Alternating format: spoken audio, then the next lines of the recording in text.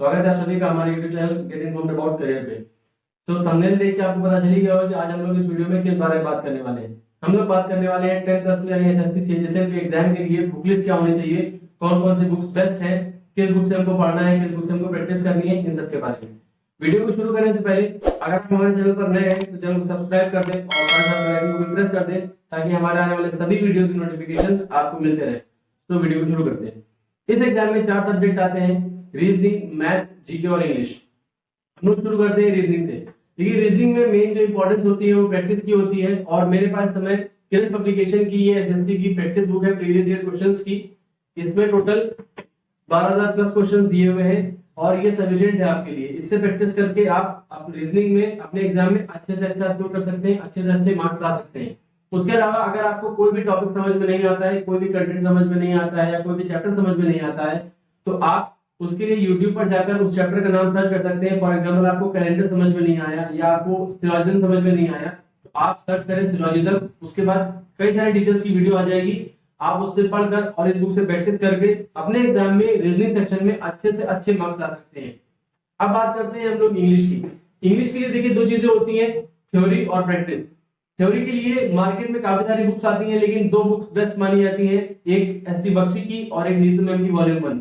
मेरे पास अभी एसपी बख्शी की बुक अवेलेबल है, मैं आपको दिखा देता हूं। इसके अलावा नीतू मैम की वॉल्यूम 1, दोनों बुक्स बेस्ट हैं। आपको एसपी बख्शी लेनी है तो आप एसपी बख्शी ले सकते हैं, आपको नीतू मैम की वॉल्यूम 1 लेनी है तो वो ले सकते हैं। लेकिन दोनों में डिफरेंस इतना है कि ये जो एसपी बख्शी की बुक है ये टोटल इंग्लिश वर्जन है, इसमें एक भी वर्ड आपको हिंदी में नहीं मिलेगा। लेकिन नीतू मैम की जो वॉल्यूम 1 है वो बुक बाइलिंगुअल है, उसमें हिंदी में भी लिखा हुआ है, उसमें इंग्लिश में भी लिखा हुआ है। अगर आपका बेस कमजोर है इंग्लिश में यानी आप हिंदी मीडियम से बिलोंग करते हैं या आप इंग्लिश में काफी ज्यादा वीक है तो आप नीतू मैम की वॉल्यूम 1 ले सकते हैं, वो बुक आपके लिए बेस्ट है। आप उससे अपने सारे कॉन्सेप्ट क्लियर करें, अपने सारे रूल्स को अच्छे से पढ़ें, उसको अच्छे से समझें। उसके बाद प्रैक्टिस के लिए मैं बताना चाहूंगा कि प्रैक्टिस के लिए मेरे पास फिलहाल अभी किरण पब्लिकेशन की बुक अवेलेबल है। ये चैप्टर वाइज की बुक है, ये किरण पब्लिकेशंस की। इसमें चैप्टर वाइज क्वेश्चन दिए हुए हैं और 16,000 प्लस क्वेश्चन है इसमें। उसके अलावा अगर आपको सेट वाइज लगाना है तो आप एमबीए एप्लीकेशन की सेट वाइज एक बुक आती है, आप उसको भी लगा सकते हैं इंग्लिश की। और उसके बाद अब हम लोग बात करते हैं मैथ्स की। मैथ्स के लिए भी वही चीज है, थ्योरी और प्रैक्टिस, यानी आपको अपने कॉन्सेप्ट भी क्लियर करने पड़ेंगे, उसके बाद आप प्रैक्टिस कर सकते हैं।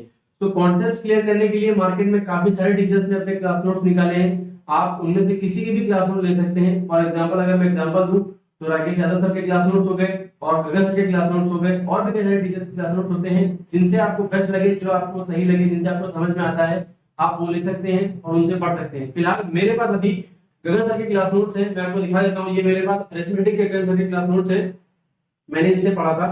आप ये ले सकते हैं, इससे अपने कॉन्सेप्ट को क्लियर कर सकते हैं। उसके अलावा प्रैक्टिस के लिए मैं आपको दिखाना चाहूंगा, मेरे पास एक किरण पब्लिकेशन की बुक है चैप्टर वाइज। इसमें चैप्टर वाइज सॉल्यूशन दिया हुआ है, ये सब प्रीवियस ईयर क्वेश्चंस हैं, इसमें सॉल्यूशन के साथ क्वेश्चन दिए हुए हैं, आप इससे प्रैक्टिस कर सकते हैं। अगर आपको कुछ समझ में नहीं आता है तो क्वेश्चंस के बारे में सॉल्यूशन भी दिए रहते हैं, आप वहां से देख करके अच्छे से अच्छे को समझ सकते हैं।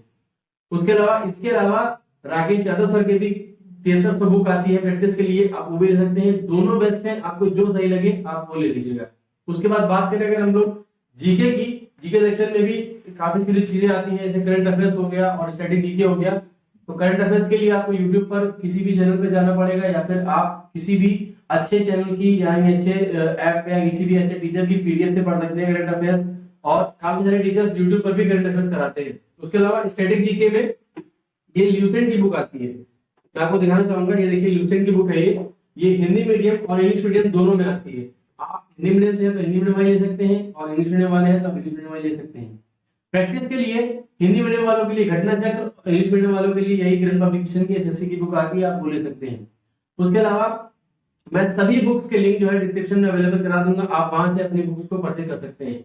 इन सब के अलावा आपको मॉक टेस्ट भी लेने पड़ेंगे, मॉक टेस्ट की भी जरूरत पड़ेगी आपको, क्योंकि मॉक टेस्ट एक ऐसा प्लेटफॉर्म है जहां से आप अपने आप को लेवल, अपना लेवल समझ सकते हैं कि आप किस लेवल पे हैं, आप कहाँ स्टैंड कर रहे हैं और आपका कहाँ पे गलती हो रही है, किन कॉन्सेप्ट में आपकी गलती हो रही है, आपको किस कॉन्सेप्ट पे ज्यादा काम करना है, किस पे ज्यादा काम नहीं करना है, ये सब चीजें। तो मॉक टेस्ट के लिए अभी सवाल होता है कि भाई कहाँ से मॉक टेस्ट लें, किस प्लेटफॉर्म का मॉक टेस्ट बेस्ट है।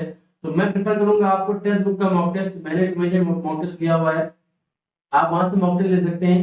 वो लोग काफी सारे मॉक टेस्ट प्रोवाइड कराते हैं हर एग्जाम्स के लिए। उनके 1 साल के, 2 साल के, 3 साल के पास आते हैं और 6 महीने का वो मंथली भी आता है पास। आप जो एफर्ट कर सकते हैं आप ले सकते हैं और वहां से प्रैक्टिस कर सकते हैं, मॉक टेस्ट लगा सकते हैं। वहां से आपको काफी ज्यादा इंप्रूवमेंट मिलेगा अपने एग्जाम्स के लिए। तो उम्मीद करता हूँ वीडियो आपको पसंद आई होगी। अगर वीडियो पसंद आई तो लाइक जरूर करें, शेयर करें। Thank you.